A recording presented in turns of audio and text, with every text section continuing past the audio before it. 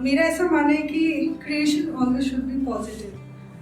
तो जिन्होंने भी अपने बिलव्ड वन के लिए ऐसा कहा, तो इश्क में नियत को बुरा नहीं किया जाता, उसे बेवफा कहा तो जाता है मगर समझा नहीं जाता।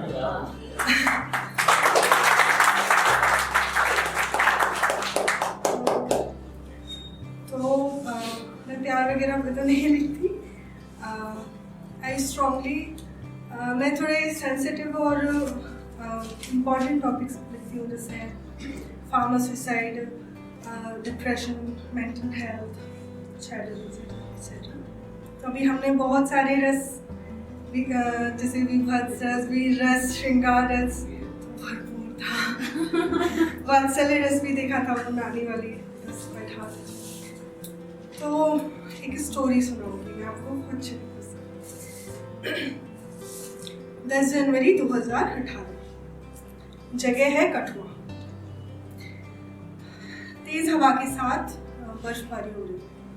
वहाँ पे जनवरी के महीने में तेज हवा के साथ बर्फबारी होना आम बात है।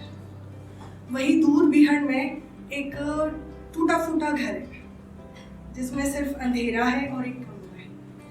उजाले के नाम पर वहाँ सिर्फ एक लालटेन है जो कि हवा की वजह से हिंडोले खा रहा है। हिंडोले खाना मतलब लू चुका।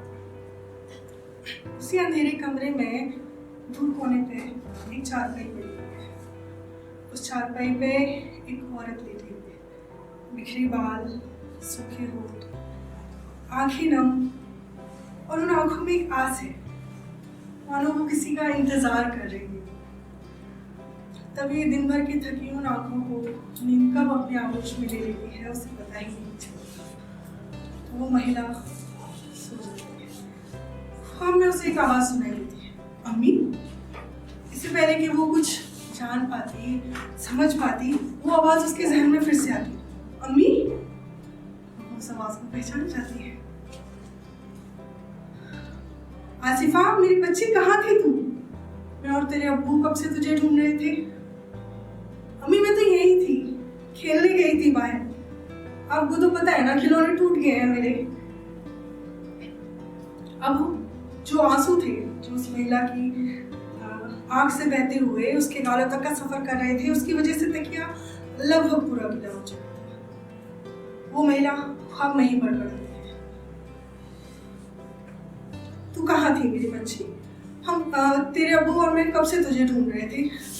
अम्मी, मैंने आपको कितना बुलाया था, अम्मी अम्मी, पर वो लोग मुझे ले जा रहे थे। मैंने उन्हें रोकने की बहुत कोशिश की थी और मैं आपको आवाज भी दे रही थी, लेकिन उन्होंने ऐसा हाथ मेरे मुंह पे रख लिया और मैं कुछ नहीं कर सकी। फिर उन्होंने अरे मेरी गुड़िया ऐसे कह के मुझे कुछ खिलाया और फिर क्या हुआ मैं नहीं जानती। और जब मैं होश में उठी तो बहुत दुख रहा था। मैं भूखी थी अम्मी 3 दिन से।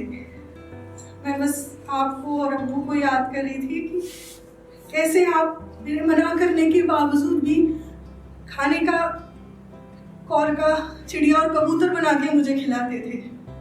अम्मी, वो आगे कुछ और कह पाती कि तेज हवा के चलने से, खिड़की की आवाज से उस महिला की नींद टूट गई। और फिर से वही महिला, बिखरे बाल, सूखे होठ, आंखों में नमी वाली महिला टकटकी लगा करके उस दरवाजे को देखने लगी। आसिफा कभी वापस नहीं आई, हम सब जानते हैं क्यों। लेकिन वो आंसू जो उसकी माँ की आंखों से उसके गालों तक का सफर तय कर रहे थे, उससे कई सवाल पूछ रहे थे कि अगर वो वापस आ भी जाती तो क्या कुछ बदल जाता, या कुछ है जो बदला तो नहीं है लेकिन उसे बदलने की सख्त जरूरत है। Thank you.